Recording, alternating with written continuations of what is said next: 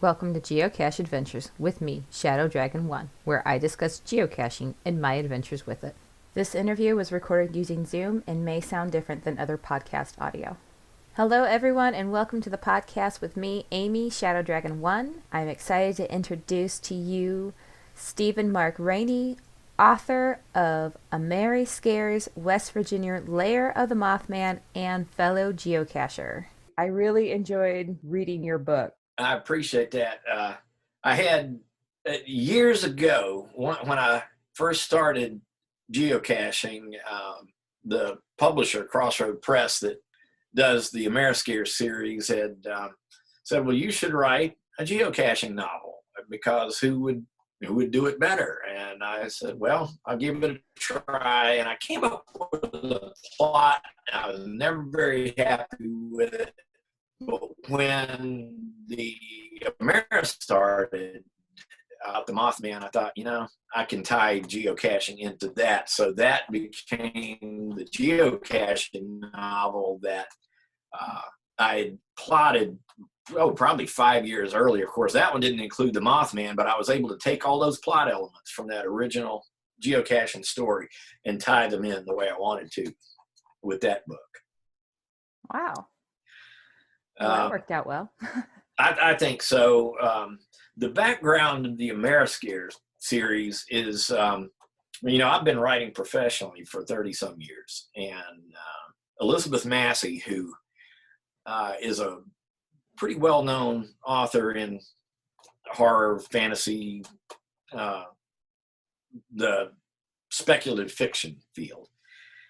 And she came up with a series. It's called Ameri-Scares, and it's geared mostly toward younger readers from, say, 8 to 14 years old. And she asked me if I would be interested in contributing to this series. We had written a few things. We had collaborated in previous years. She and I wrote a novel in the HarperCollins Dark Shadows series. I don't know if you're familiar with Dark Shadows, the old TV show.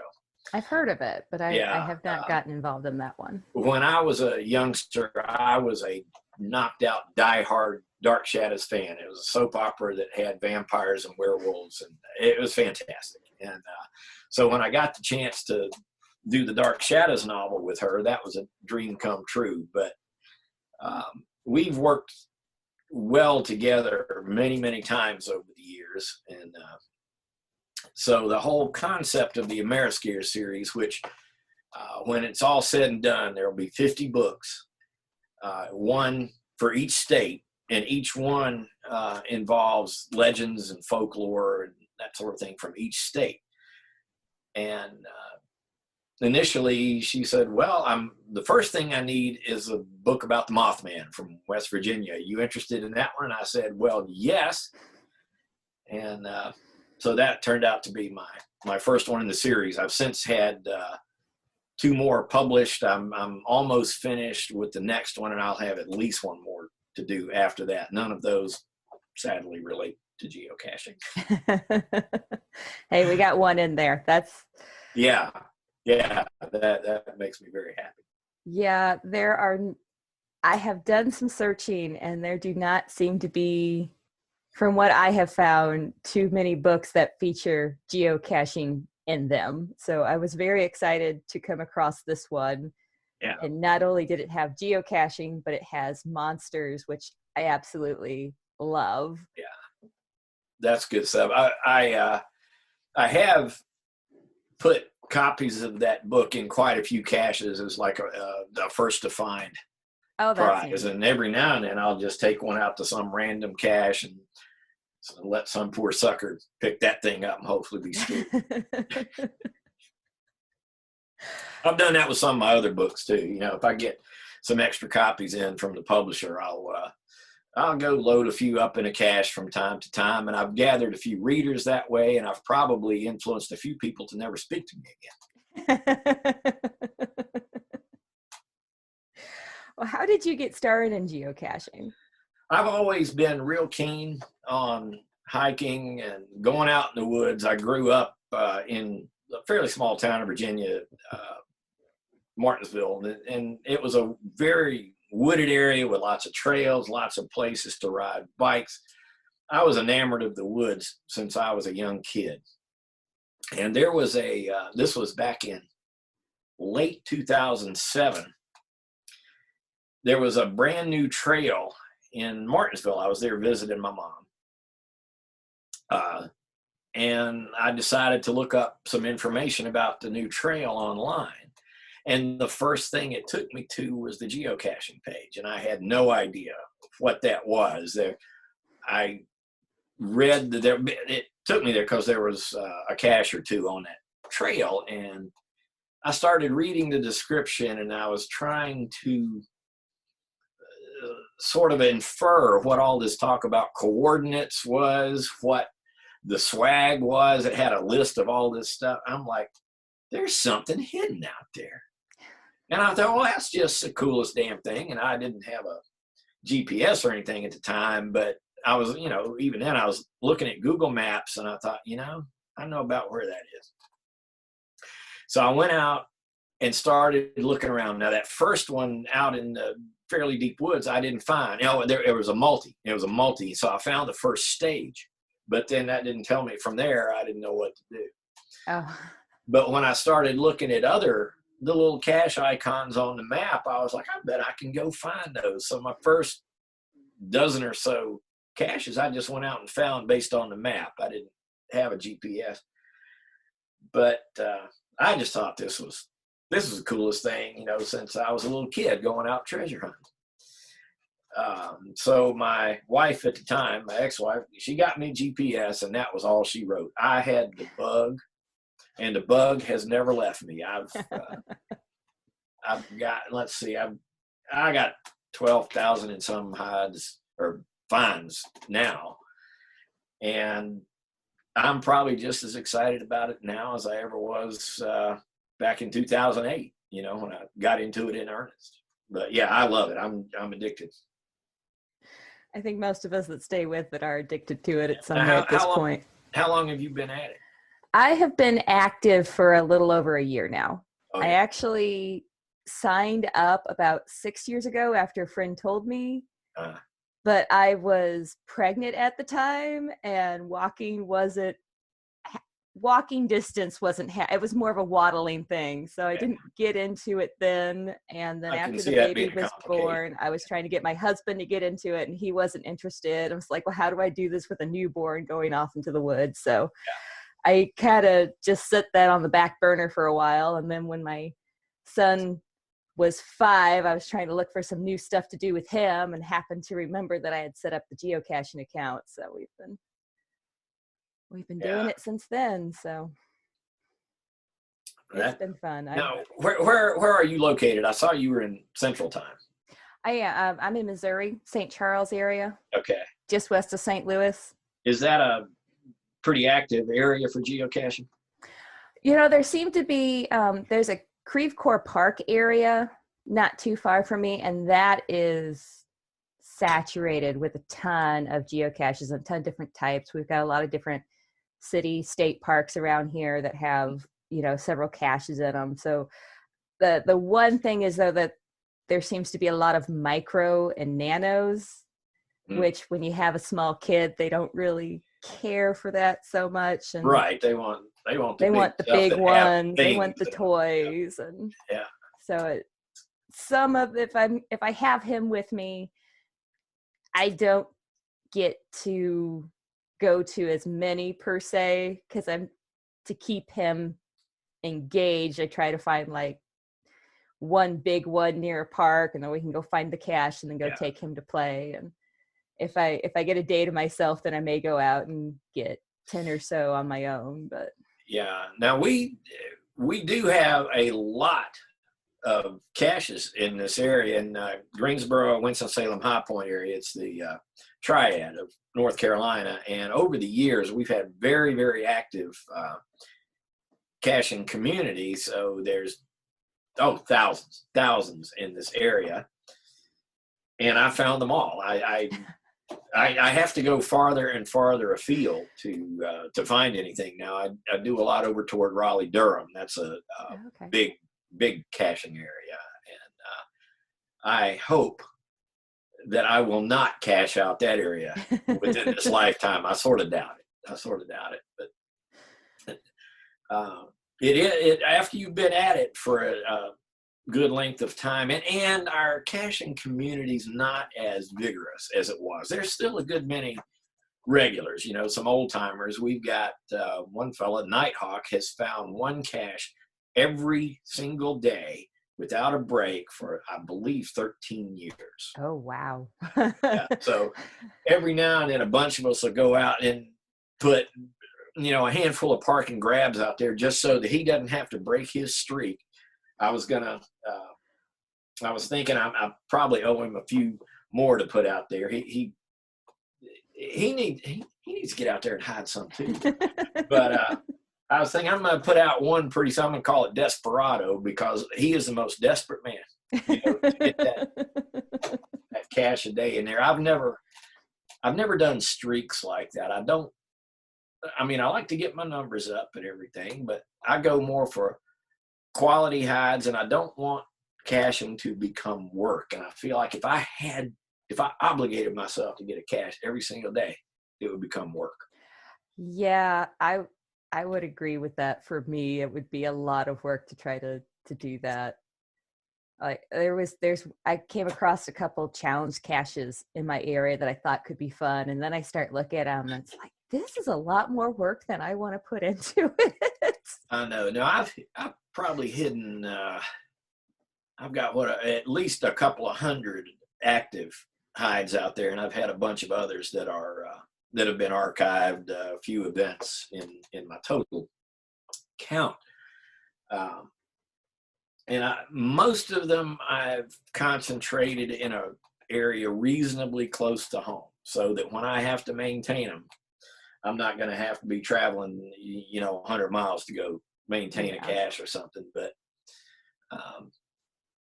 my hometown up in Virginia is about an hour from here, and I've got about as many there as I do here. So every now and then I have to do a pretty big maintenance run. I do like to make sure all my caches are taken care of, and that I don't have a whole bunch of needs maintenance flags up on everything. Yeah. So I try to stay pretty conscientious about keeping those active. So the Ameri-Scare series, is that how it's pronounced? Yeah, Ameri-Scares, yeah. Okay, so you said there's going to be 50 total by the time the series is done. Right now, I forget how many Beth Massey has written. I think she's got about a dozen out there. It's just shy of 20 is how many are completed and published right now. Some of them are out on audiobook. The Mothman book is out on audio. And just before the pandemic, well, it was last year, Warner Brothers and what's the company called? Margot Robbie's company.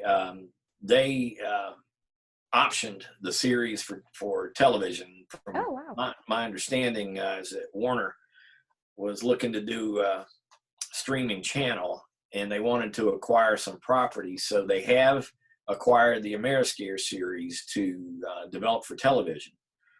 And I believe they're going to adapt the individual books, which, needless to say, would be freaking awesome.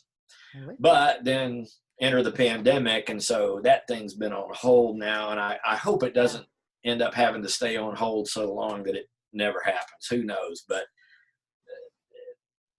the idea that there would be a TV show based on this series with some of our works actually showcased, that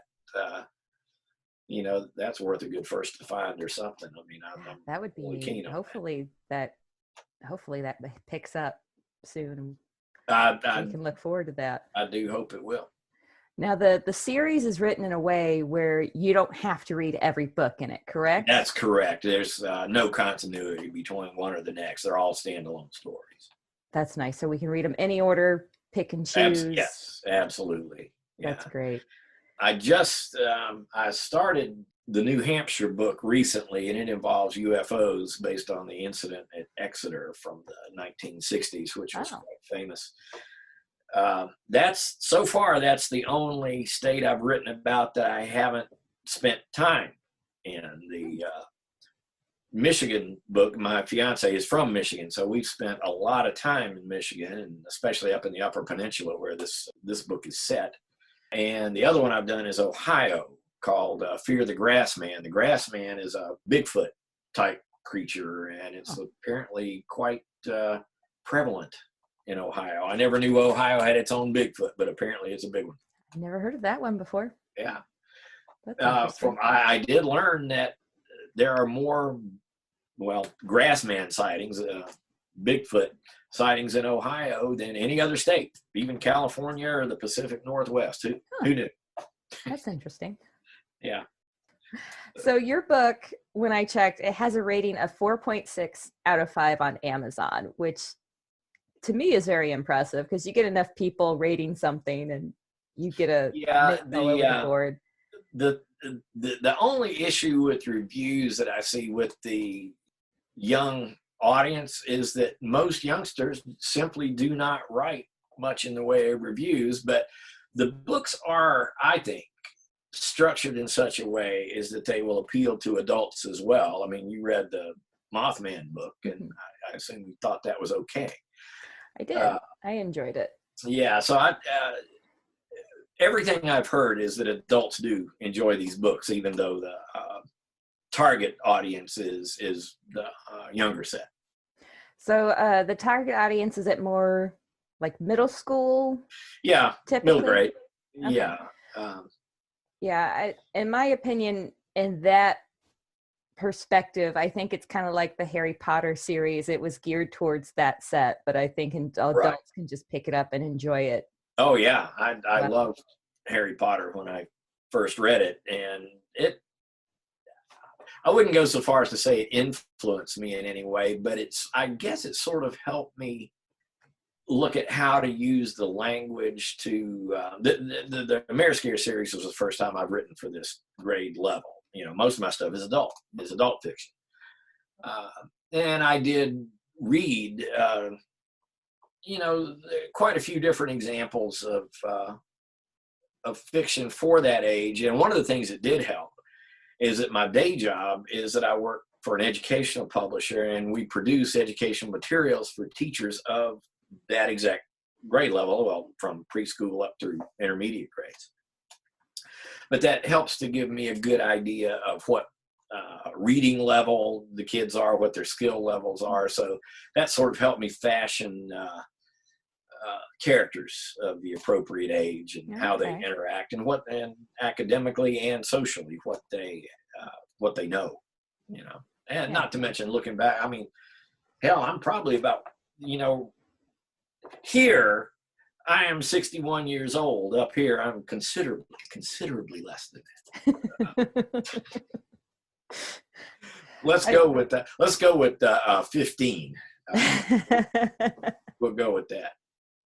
That sounds good. I think we all have our days where we definitely act a lot younger than our this physical adult ages. business. It's not all it's cracked up to be. Yeah. Except that I can go cashing about any time I want to. There you go. I don't have to ask anybody. So for anybody that may not be familiar with the book, could you give us just sort of a brief overview about what the story is? Okay. The Mothman is actually probably one of the more famous legends from relatively modern history. You probably heard of the Mothman Prophecies, the movie with Richard Gere and Deborah Messing, Laura Linney. I saw that movie when it first came out, which was in the early 2000s, and I believe that was the first time I'd ever even heard of the Mothman. And I loved that movie. And I developed an interest in it above and beyond the movie. I mean, I started looking into the original storyline of what happened. And in my book, of course, it's set in West Virginia. The Point Pleasant is the town where the events happened in the 60s, which started out with many, many people seeing what they took to be some kind of creature with red eyes. It appeared to quite a number of people independently who had not had any contact with one another, and they all reported seeing this thing. with no possibility of having conferred with other people, to like propagate a hoax or anything like that. Right. So I've always found that fascinating. So in my book, well, let me go back a minute. The incidents with the Mothman, where people were seeing it, culminated in the Silver Bridge that spanned the Ohio River between Point Pleasant and Gallipolis, Ohio. It was just before Christmas, 1966, I believe it was. It collapsed and killed 47 people. After that, nobody saw the Mothman there again. And then in other places, people reported seeing this same thing, the Mothman. And supposedly it's where tragedies are about to occur. So in my book, we have these kids who are geocachers, and it's in a little town near Point Pleasant. It's a fictitious town. They start seeing something that matches the description of the Mothman.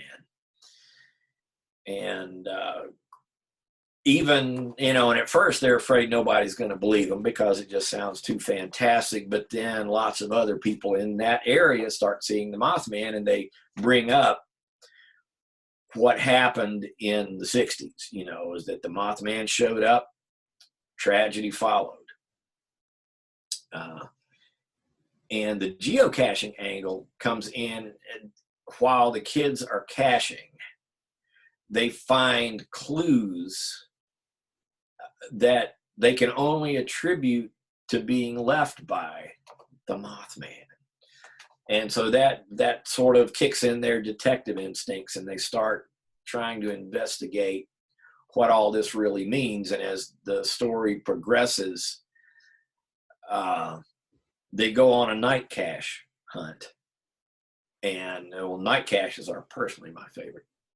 And so I decided to make the story as the night cache story happens, incidents with the Mothman coincide.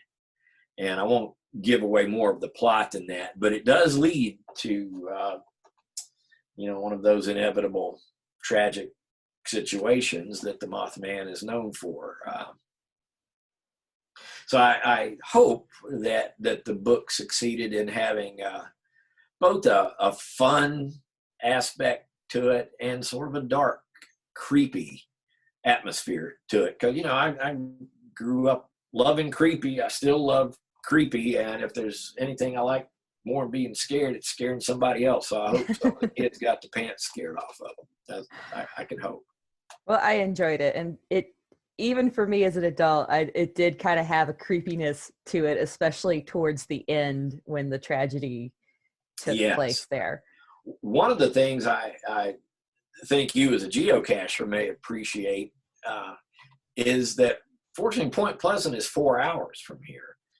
And so when I determined that I was going to combine the geocaching aspect with the Mothman story, I said, I'm going to go to Point Pleasant. I'm going to go geocaching.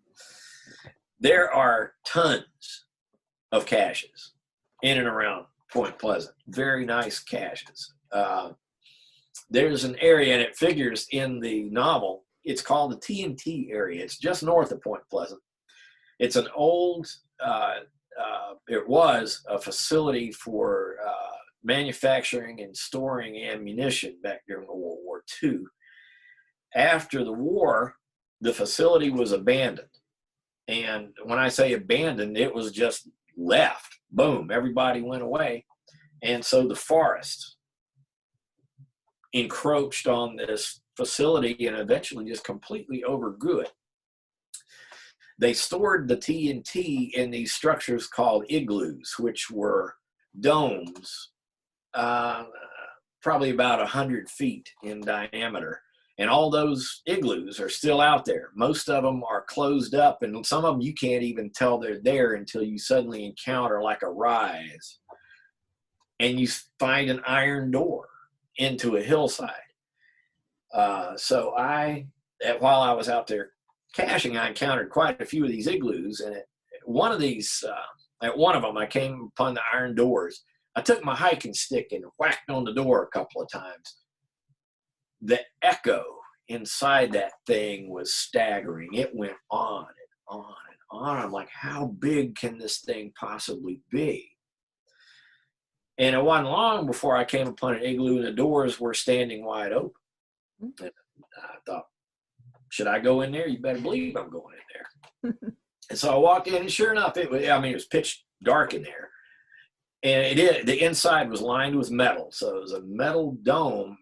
And when I spoke, sure enough, that echo in that dome structure, it went on and on and on. And I'd say for a full minute, I could still hear my voice echoing around and around in that place. So that was kind of creepy. Yeah. And then afterward, it was that night, as a matter of fact, I was staying at the Lowe Hotel, this beautiful old, supposedly haunted hotel in downtown Point Pleasant, when I had a panic attack. I was thinking, I don't know how securely those doors were open. I don't know if they could have sprung shut while I was in that thing, but if they had, I'd still be there today. Somebody might have found my car eventually, but TNT area is hundreds and hundreds of acres. Wow. And I parked my car a little ways down, a little turn in off of the main road. And when I say a main road, it's barely more than one lane gravel road that goes a few miles through these woods, and it's sort of checkerboarded with them. So eventually I suspect somebody would have found my car, but that could have been an awful long time later. So I'm really, really glad that door didn't decide to shut on me while I was inside that place. Yeah, that's a creepy thought. It really is, but I do enjoy, when it comes to geocaching, I enjoy fairly extreme caches. I do a lot of tree caches. In Point Pleasant, I got to climb a tree, a pretty good tree. So a lot of my hides are up trees. A lot of my favorite caches are up trees. The one in Point Pleasant in the TNT area was memorable in that to get there, once you get into these overgrown areas, it's so thick. I had to hack my way several hundred feet to get into the woods deep enough where I could actually get to the tree to go climb it. But when I was coming out of there, I was following my GPS track back to where I was, but I deviated from it by probably no more than 50 feet. And I found myself in a tangle of vines and reeds and just this thick growth that twice I had to turn around because it was impassable. I had to turn around, try to find my way back to my path. And it probably took me 30 minutes to go 250 feet out of those woods. It was so thick, but I enjoyed climbing the tree. Hey, the journey is half the adventure. It was. I do hope, but there's still a lot of caches for me to get in Point Pleasant. I really do want to go back. I'm hoping to maybe in the spring or something. So when you were there and in the TNT zone, was that part of your research for the book, or did that just happen to be a place you'd gone before you wrote the book? At that point, it was basically research. It was equal parts investigating the Mothman and geocaching, because I wanted the caching in the book to accurately reflect the way it really is in that area. There were, I think, 3 or 4 night caches in the TNT area, and I had it in my mind at one point that I might go attempt at least one of the night caches. But after that journey to the tree, I thought that would probably be foolhardy to do a night cache in an area that I don't know, where nobody knows me. And the next day when I went out there again, I decided I would at least look to see if I could find any reflectors or anything at the GZ of one of the night caches. I could not. So I figured if if I had gone out there I alone, I think it would have been pretty ill-advised. But at least it gave me a good basis for what the people in the book would have to do to go night caching in the TNT area. So I feel like once I actually wrote that scene, it played out, I believe, very much as it really would in that area. That's I'm neat. hoping so. So at least the one night cache in the book is sort of based on some of the caches in the area. Are there other ones in the book that are based on any caches you did while you were out there? I think the night cache is the only one that I went in depth into the terrain and the character of the land and all that there. Most of the other caches in the TNT area are pretty much traditional. Some are micros, some are larger size. The one that was up in the tree, if I remember, was a vampire bat. Oh, wow. I'm trying to remember. You know what? Some of the caches in the TNT area, and I hadn't even remembered this until I thought about that one. They're based on movies. They have movie themes, and the one up in that tree was called Wrong Turn, based on the movie Wrong Turn, because it has a scene up in a tree. Oh, that's neat. Yeah, that just now came to me. So when you were out there doing research for your book, there's always two sides to all these sort of cryptid and monsters. You have the skeptics, you have the believers. Yep. Did you go out there as doing skeptical research? Were you just out there trying to look more for, just the lore and the history of it? What was sort of your point of view when you were doing this? Real life history. I am quite skeptical of such things, but I'm also fascinated by phenomenon that, if you take it at face value, are inexplicable. Usually there is some natural explanation. People, you just don't know what that natural explanation is. But this one in particular, I think, fascinated me because, as I was saying earlier, it was corroborated by so many people in different areas around there who did not have contact with one another. And the perception I got in reading so many accounts of it was the genuine sense of fear that these people conveyed when they were interviewed. That it seems to me, if I were going to perpetuate a hoax or just tell a lie, I know some people are probably better at it than others, but I just don't see how you could lie so convincingly. So many different people could do that. I believe they saw something. I don't know what. Yeah. That some preternatural being, I have my doubts. But I also doubt, one of the explanations was that it might have been a sandhill crane, which is a very big bird. It stands almost as high as a man and has red rings around its eyes that some people, who knows, if they saw it in a half light, might have mistaken the red rings for glowing eyes. But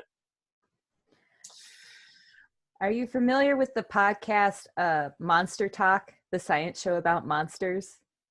No, I checked out a lot of, especially when I've been researching the books, I've checked out a lot of things, but I don't know that one, I don't think. That's one that I really like because they actually use monsters as a topic to discuss critical thinking in science.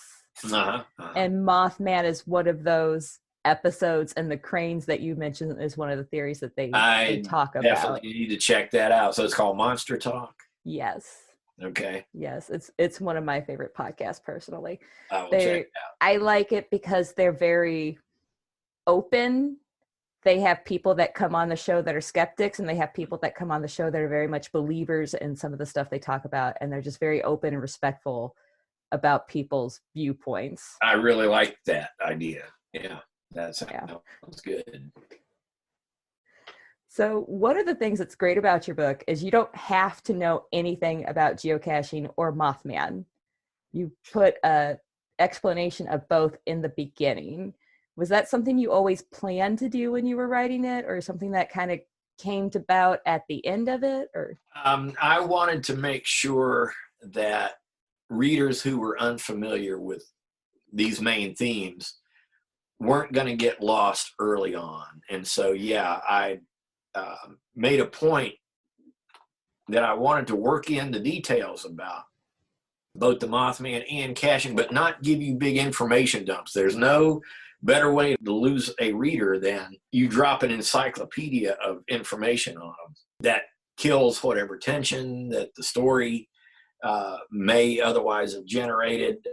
I wanted to give you enough information going in so that you didn't feel lost, but that information would be developed and enhanced the farther you went into the book, so that you would sort of naturally pick up enough of what's going on to get you through the story without ever feeling lost. Maybe, have questions, have a sense of mystery, but not lost. I didn't want a reader to get lost in there. I personally think you did well about it. I mean, I was familiar with Mothman beforehand, but I'm not as necessarily well versed in Mothman as, say, some other people may be. Yeah. But I felt like what was provided in the beginning of the book was a good basis for anybody to kind of grab a hold of the idea. That being my first of the Ameri-Scares book, that sort of served as a template for how I've approached this, the succeeding books, is to give you some information up front, enough that you feel like you can latch on to the events and the characters. You don't get everything. You get more as you go. And that's how good fiction is going to work anyway. So I hope I'm succeeding at it. But like I said, the Mothman book did sort of serve as a template because it's the first, like I said, for that grade level. And that, I think, grabbing and holding a young person's attention frankly, it's more difficult than grabbing an adult, because an adult reader who loves to read, who reads in many different genres and all, sometimes I guess the word is patience. They have a little more patience for things unfolding. As a kid, I wanted a good story, but I didn't want it to fart around on me. I wanted to get into that story and keep things going. And that's been it's been both a challenge and a sense of gratification as I've done these books, in that it allows me to release the inner child. I'm like, I'm writing what I would have wanted to read when I was that age. And I approach that to everything I write. Everything I write, I want to write what I would enjoy reading. Something that's going to grab me. And I sometimes succeed, sometimes I fail dismally. A lot of times I'll pick up something I wrote last week and think, this is awful. This is so freaking awful. It's gone. It's done. But that's the way it is as a writer. You win some, you lose. Well, I personally am not a writer, but I can imagine the win some, lose some. That applies to a lot of different aspects in life in general. So absolutely. Was there any part of your research or any locations that you scouted out that you decided to leave out of the book for any reason? Yes and no. I initially had felt like I should probably set the book in Point Pleasant, because that's the Mothman's home, basically. But what I ended up deciding on as I started plotting it was I moved it out of Point Pleasant to a fictitious neighboring town, because let me tell you, Point Pleasant is Mothman Central. They have a Mothman festival every September, although not this year. They have a Mothman statue, which is a virtual cache. They have Mothman themed where I go caches, traditional caches, multi caches. I felt like if I set the story in Point Pleasant and set it as it really is, there's going to be too much. There's going to be too much Mothman. I want this to be more mysterious. So I dropped the idea of putting it in Point Pleasant itself. I moved it 10 miles away to what now is, it's the Broad Run River area. It's just out undeveloped area. So in my book, it's the town of Broad Run. I put it there so that Point Pleasant is close enough where I can easily refer to Point Pleasant as being a neighboring community. The Broad Run community in the book adjoins the T&T area in, a few miles from where the real town, where Point Pleasant is. That's really the only thing I can think of that I dumped. So where can we purchase the book? Obviously Amazon. Yeah, Amazon is your primary source to get that. Crossroad Press that publishes it, they're a fairly small independent publisher, and I could go into a whole talk about the business. I was a publisher myself for many years with a magazine. They opted not to go with traditional bookstore distribution because there are so many pitfalls. And nowadays, the whole face of publishing is such that bookstore exposure isn't as important as it used to be. And Crossroad excels at promoting digitally. And that's one of the feathers in their cap. They actually started out doing solely digital publishing. And it was only later that they started doing paper books. Now, personally, I'm an old school author. I love my paper and ink books. I like to have a book in front of me. I've gotten more adept at reading on a Kindle, and it's convenient. I actually like reading on a Kindle now. But yeah, Amazon is definitely your prime source. You can get it at Barnes and Noble. I think Books A Million, stuff like that. But I would always just say, yeah, Amazon is your definite go-to. It will always be available there. And it's one of the audiobooks you mentioned, right? This one's available as the audio version. Yeah. And I will tell you, I've had audiobooks made of quite a few of my adult novels. And I don't listen to audiobooks as a rule. I probably should, because my eyesight's not what it used to be. But a good narrator is essential to keeping you involved in the book. And I am very happy to say that I loved the narration to the Mothman book. I actually, when my fiance and I were coming back from a trip to Ohio, we had visited her parents. They're in Michigan, and we met halfway in the Amish country in Ohio. On the way back, we popped in the Mothman book, and I was expecting to hate it because I hate everything I've written after a while.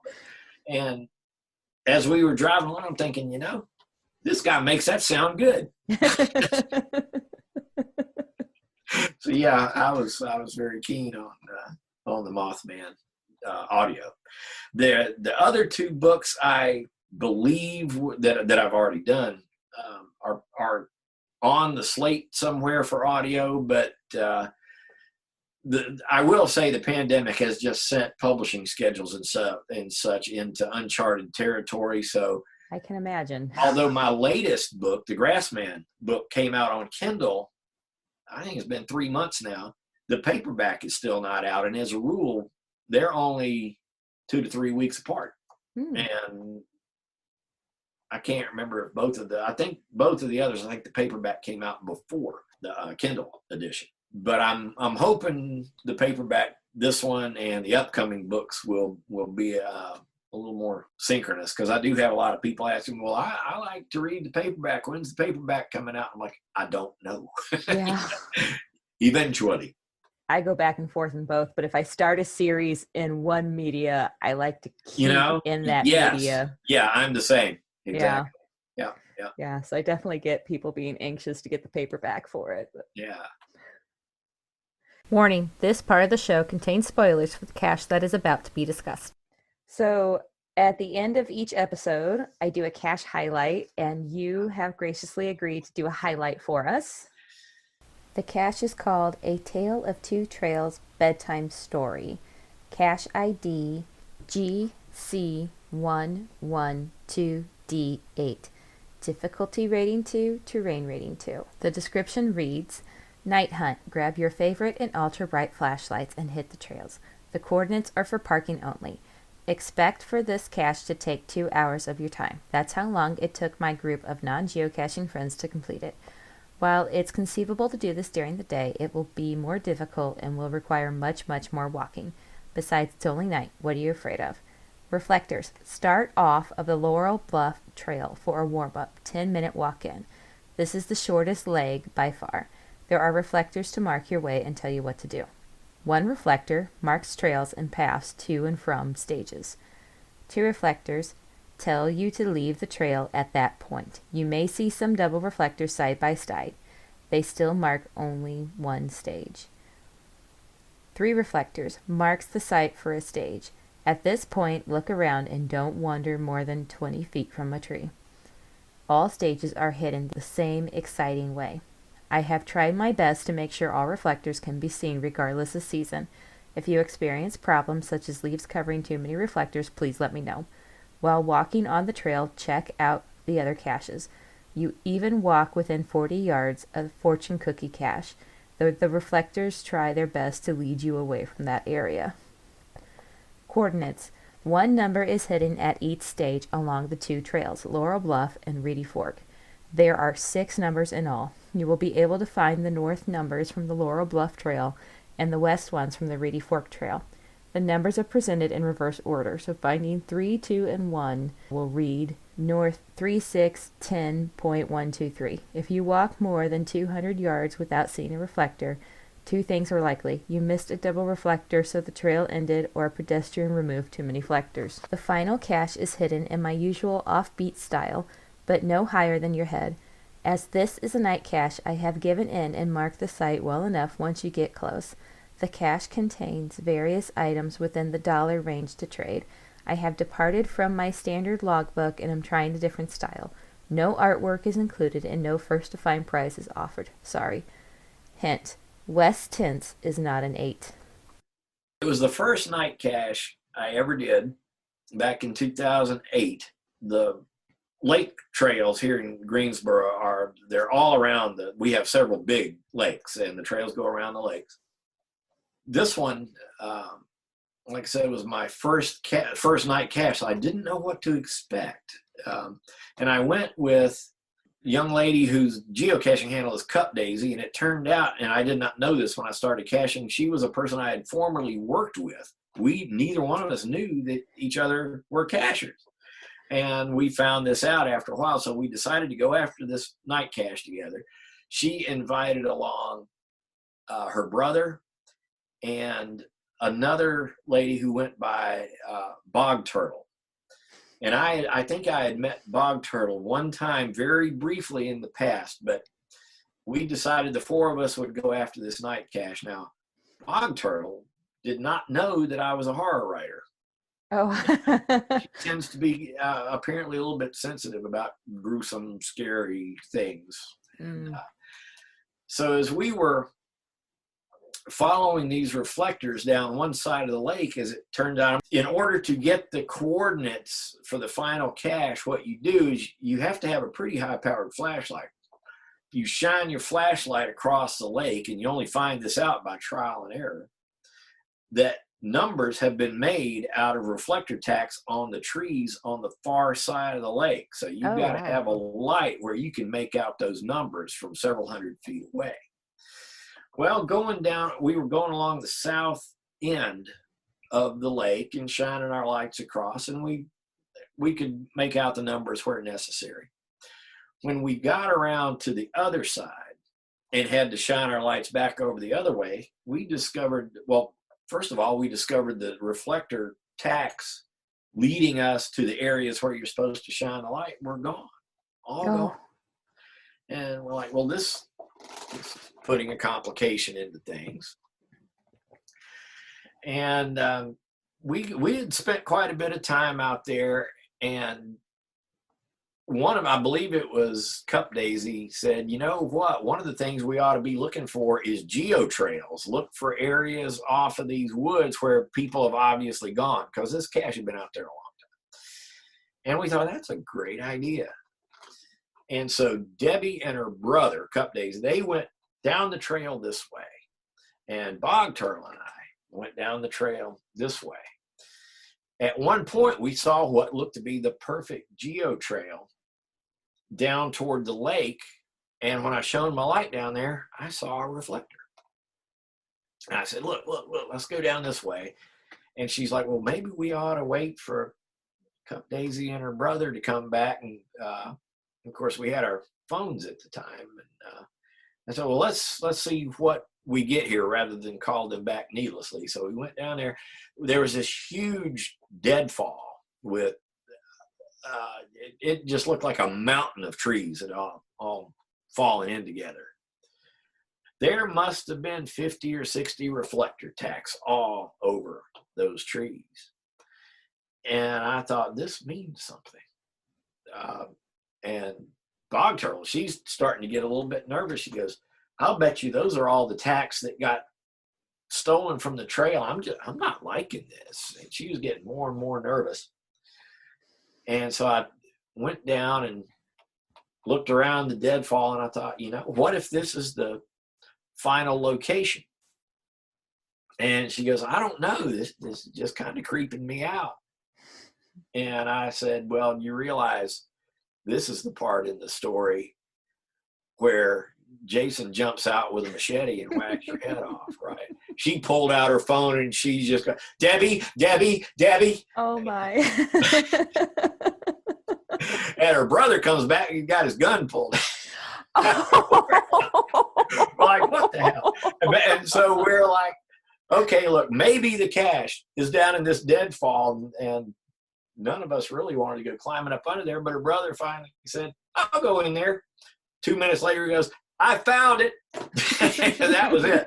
That was it all along. But that made for a memorable first night cache because we didn't know what to expect, what we were looking for. It was, we were all very green cachers at the time. So that was a hell of an adventure. It sounds like it was. Yeah. We still look back on that and think, yeah, that was a time. And I've done a lot of other night caches since. I put out quite a few night caches. And all of mine do have spooky themes, believe it or not. Do you remember what kind of container that was when you guys pulled it out? It was an ammo can, if I recall. An ammo can? I would hope it'd be something bigger if you had to go digging under all them trees and limbs, but you never know. Yeah, later on, the CO and I went walking down that trail, and I walked with him while he put all the reflector tacks back that had gone missing. And you really got to think about it. I mean, who devotes so much time? I mean, every now and then the tree will grow and the bark will expand and a tack will pop out. But this was every tack on that trail. They were all gone. Somebody had made a devoted effort to select a lot of fire tacks. Wow. So who knows? Well, it made for a very interesting story, if nothing else. We enjoyed the experience. And there's another night cache. There's a place called the Devil's Tramping Ground, not far down the road, where it's a spot where nothing grows. I mean, it was discovered, I believe, in the 18th century. And you look at it, I mean, it's just a clearing, but it's well known as the Devil's Tramping Ground. And there is a night cache there called Hell on Earth. That was a very fun night cache. That was probably my second favorite night cache. And I've set up a few. There was one called Darkness Falls that I actually adopted. It was a night cache that the CO had moved on. So I decided to adopt it, and it needed a lot of maintenance. And one of the highlights of my caching career was spending several nights out in the wood. This was a multi-stage cache over many different trails. It was a huge setup, but some of it I set up in the daytime, and then I go out at night to verify everything worked the way it was meant to. And going out on some of those trails alone in the middle of the night, I hadn't really done that out here before, but there's something about going as a youngster, that would have creeped me out so bad. I couldn't have stood. I don't think I could have brought myself to deal with. Oh, hi.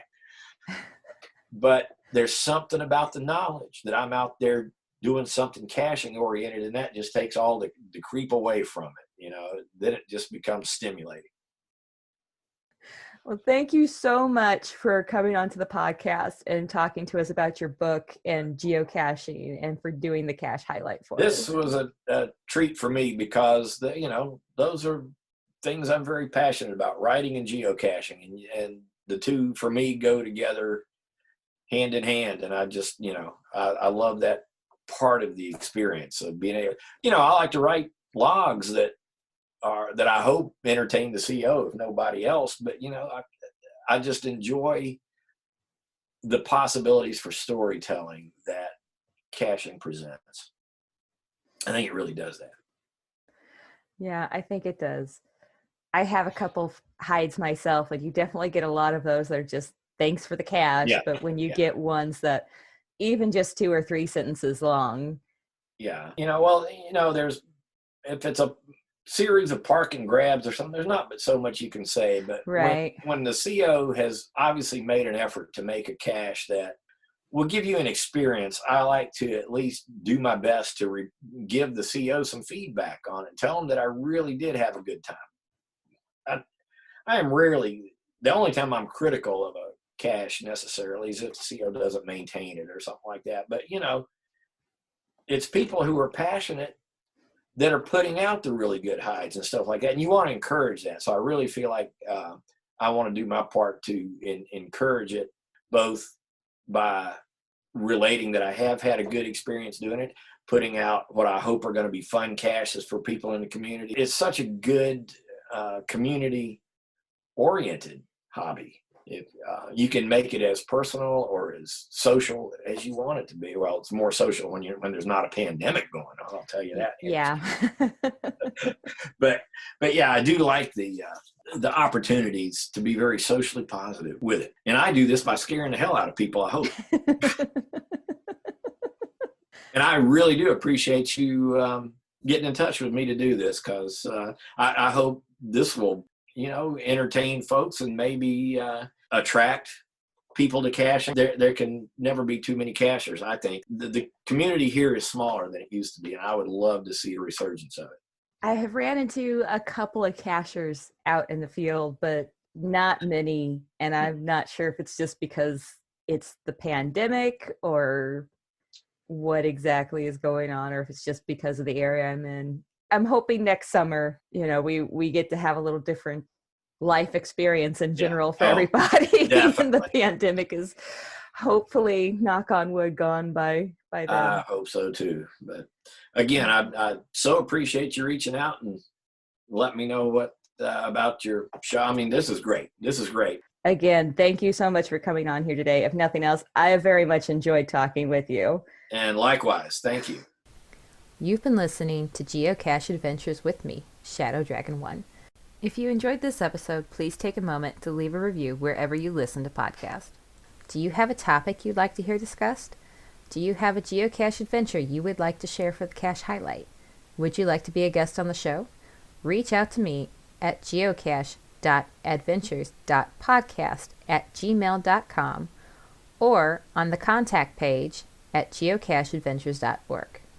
You can also check out Geocache Adventures merchandise by visiting the store page at geocacheadventures.org. Thank you for listening, and I hope you've enjoyed this show.